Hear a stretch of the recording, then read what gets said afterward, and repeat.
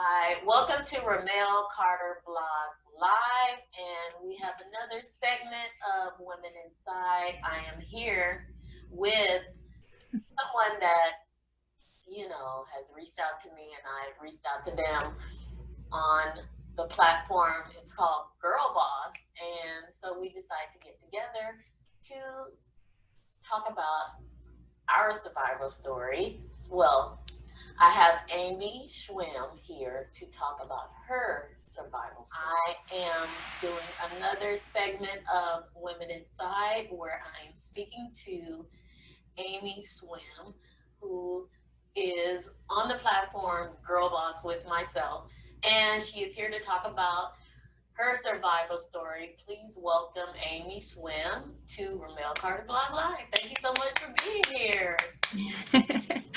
Thank you so much, Ramelle, for having me on this show. This is really exciting. Thank you for coming on to just share some great info.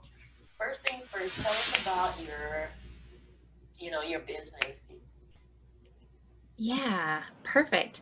Yeah, so I run a business. It's called Women's Radical Pursuits, and I started it 4 years ago. What I do is or what I have been doing right now, we're currently kind of on pause with the travel segment of it, but I lead women's trips in Mexico and South America that involve it's three parts: mountain biking, yoga, and cultural connection.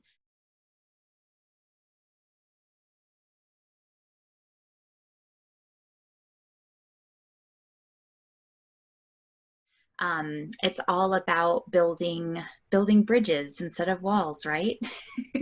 And really helping women get out into the world, get out of their comfort zones, connect with themselves deeply through the yoga practice, but connect to others, connect to the land, connect to the culture, language, and different traditions out there in the world. So something that I am just wholeheartedly passionate about. I love it so much. With the whole, everything that's kind of gone down in the world and the COVID-19, currently my trips are on pause, but I have pivoted and now I am focusing a little bit more on my life coaching program, Radical New You, the blueprint to badassery, the inner kind of badass.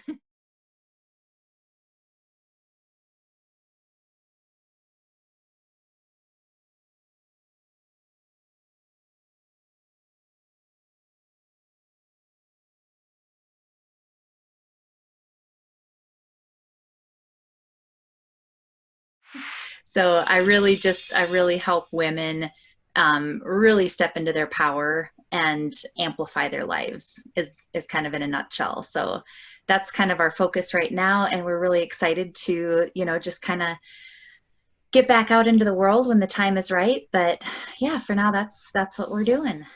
Right, so you're helping women, young women. What is the age frame?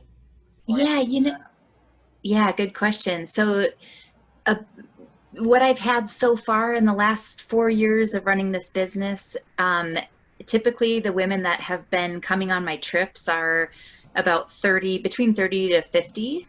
But you know what? I am honestly any woman that is psyched on adventure, that's psyched on that adventure of getting to know, this deeper connection with yourself and the world. And if you have an adventurous spirit and love playing in the mountains, I mean, it's open to all women that are up for these types of adventures. That sounds wonderful. I would, Yeah. I would love to be on board with that. That sounds wonderful. Now, where are you located? What city? Yeah, so I've been located in Durango, Colorado, is where I've been based for the last 5 years. Operating trips kind of, in Mexico, South America during the winters, but Durango's been my base for the last couple of years. Okay, that is wonderful. That is great. Tell us Yeah. about your survival story. Yeah, my survival story. So, so it's like, where do we begin? Um, I would, before I go into it, I feel like there's three parts to my survival story that I'll talk about today.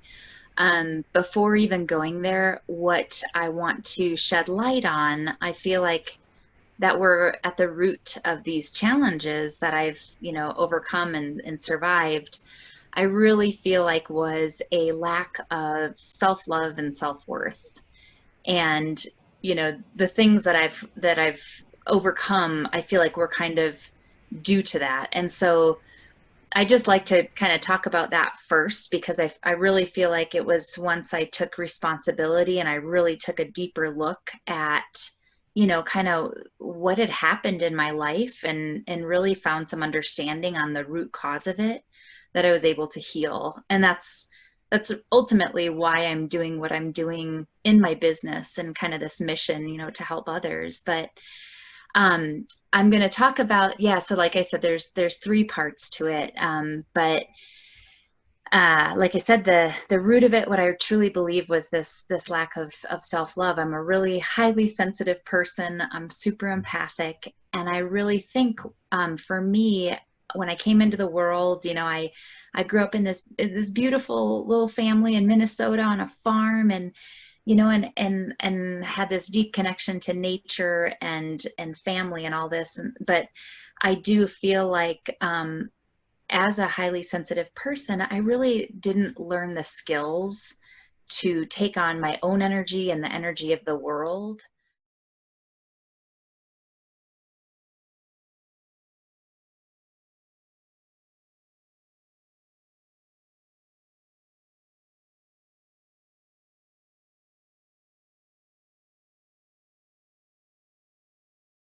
At an early age. And I really learned at an early age to kind of, what do you say, like people please. And, I was super perfectionistic. I didn't want to make mistakes. I was afraid, right? And I didn't know how to be in the world with my unique makeup as we all have, right? So what that led to, in my 20s, I kind of do this reflection. I struggled with anxiety and depression, and I coped by using alcohol. So, part of my story was, some addiction, right? And I did it, like I said, I think there was this deeper wound and this deeper, how do you say, like hole, right? I didn't love myself enough to really know how to take care of myself. So I found these external ways to do that. Um, Also, something that I found to cope with that anxiety, that depression, that lack of self-love, I had always kind of tried to prove myself, and I found extreme sports, and I was like, yes, like it was great because I'd get that endorphin. Like I said, it was kind of a distraction and a coping. But it was also this like looking outside of myself because I was so afraid of what was in here. I didn't know how to deal with my own internal emotional landscape. Kicker in this story, I feel like was when I really hit my rock bottom was about 8 years ago. I had been living in Crested Butte, Colorado. I was teaching at the time. I was in a relationship. I was in what I was speaking of this kind of external searching through extreme sports and, using alcohol to cope. And I was in this relationship. I thought I was going to marry this man that I was with, and he ended up leaving me. And I don't blame him when I look back, right, at the woman I was at that time, so disconnected to myself and, empty inside. I get it, right? But Amy, I gotta stop you for a minute. You Yeah. don't blame the man. Yeah. I'm sorry, you don't blame yourself. Oh, yeah. No, this is it. You blame him because if he cared, he would have stayed and tried to, you know, Uh-huh. heal the relationship. So do not blame yourself. Do not. Yeah. I don't know what all went on. Just know that if he really wanted to stay, he would have stayed. Yeah. Well, thank you so much for saying that. And that was part of, honestly, Ramelle, I think because of even my own emptiness, I always attracted these guys that met me there, right? that didn't show up, that didn't, or weren't capable of it, right? And I think, there's a little bit of my own ownership that I'll take in that, but I really appreciate you shedding light on, yeah, it's like he had a part in it too. Yeah. Say, Yeah, make things right, absolutely. he would have done that. So don't take Yeah. it with me. So Yeah, absolutely. Yeah. That I gotta tell you though, Ramel, part of this, the piece of this that I am grateful for though, that, when I look back, it truly was, it was just, it broke me, right? And I let it, and it was kind of how I dealt with it.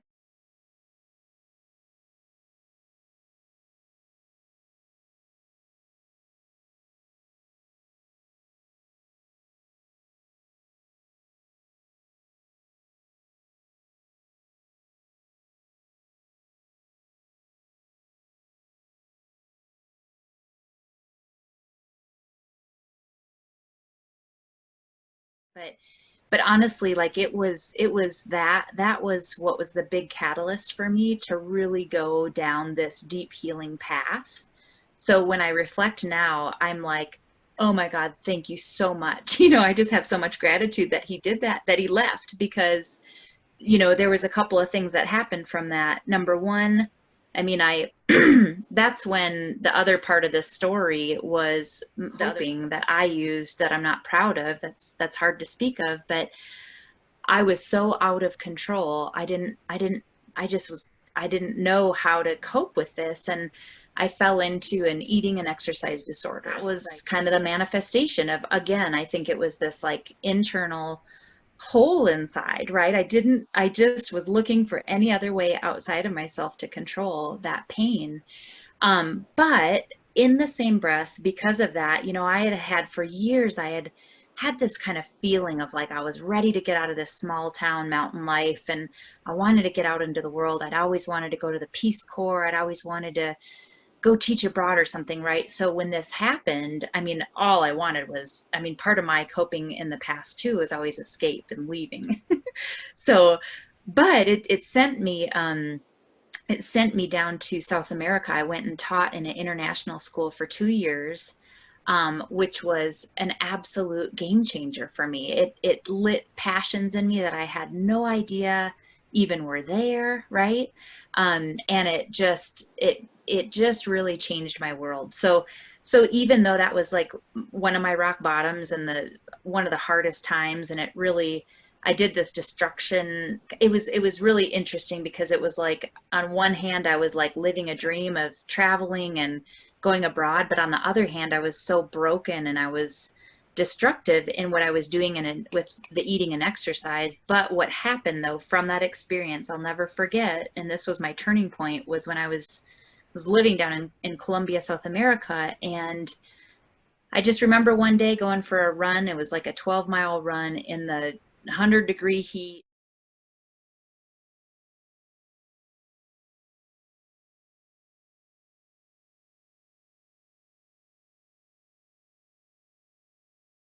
You know, whatever. It was like this intense run. I came back. I was going to do this workout video afterwards because I was so dissatisfied with I was so critical of myself. And I just remember that moment of like stopping and being like, there has got to be another way. And just literally hitting the floor on my knees in tears, like, this is destructive. I can't do this anymore. And instead of doing the workout video, I found a treatment center in Minnesota. I went back home to be with my family after that time down south. And I did a 6-month intensive treatment to really get to the root of what this pain was, right? And, healed and recovered from the eating and exercise disorder, which, helped me with the addiction cycle of whatever, if it was exercise or alcohol, right? Looking outside of myself. So that was the start of my real deep process of healing and getting to the root of it. So even though this breakup was so painful and it just crushed me, it was actually the catalyst that put me on a whole new trajectory and path to healing. And not only that, from my healing, I was able to really find a path of my work and my career and helping other women and exposing them to travel experiences, which I think are so powerful when we connect with the world and get outside of our comfort zones, right? So that's kind of that's my story.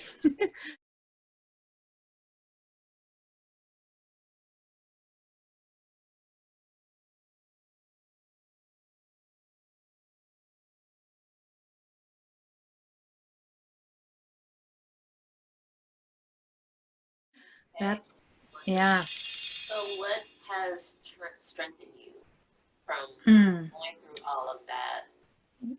yeah, I think from all of yeah that all that those challenges and the pain and everything, I think what it's done for me that I can see now is that it's developed helped me develop this badass muscle of resilience and strength, right?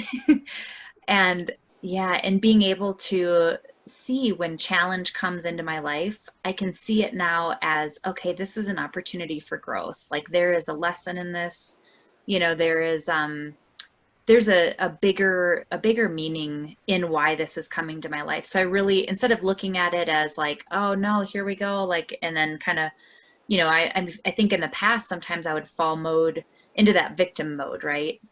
Okay. And now I feel like from those challenges, from those struggles, I'm able to really honor my strength and resilience from what I have overcame, and see things as a growing opportunity.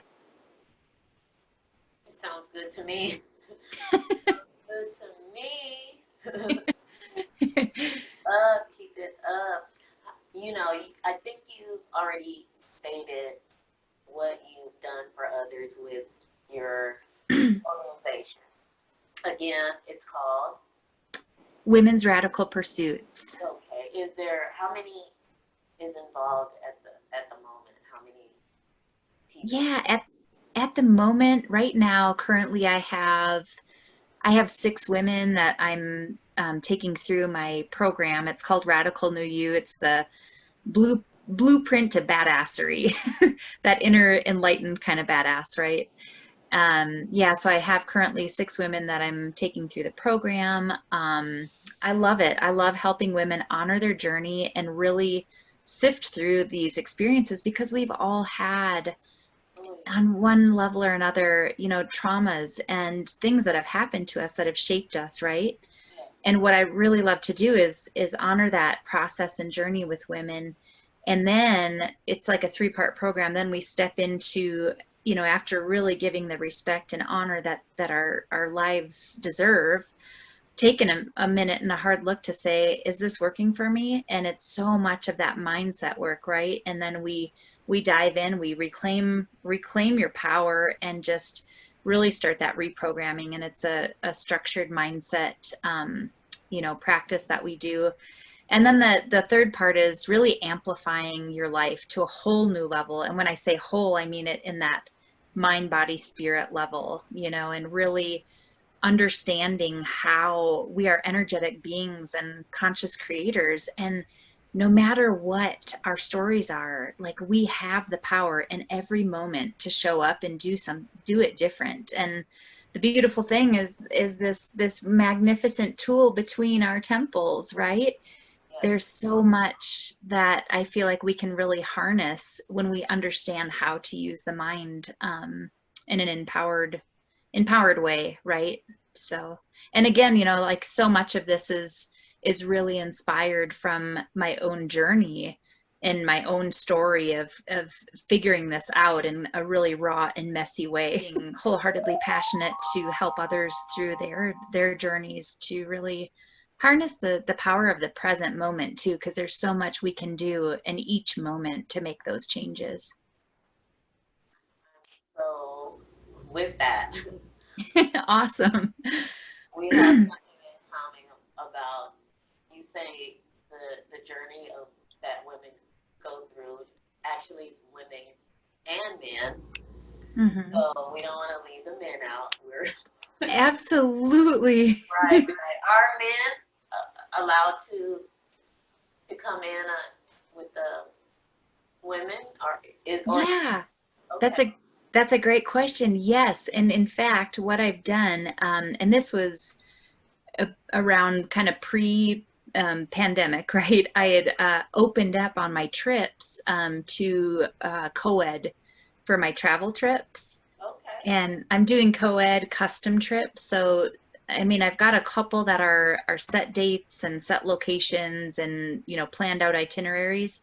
But I've also opened up a portion that is for, you know, men can join co-ed groups. You know, you can tell me where you want to go and I'll craft the trip for you and put all the components of the mountain biking, the mindfulness and cultural connection together. So yeah, and I love that you brought that to light, Ramel, because I do, yes, of course, like men, you know, as much as us women, you know, those that are ready to kind of take a deeper look, you know, we've all, man, woman, whatever background, race, you know, all of it, like we are all in this human journey together and we're one, we're in the same. So I just, yeah, if, you know, people that are ready for this, you know, these experiences that aren't just about going and sitting on a beach. And I mean, that there's something to be said about that too, right? Of just checking out and eating and drinking and having fun and all that good stuff.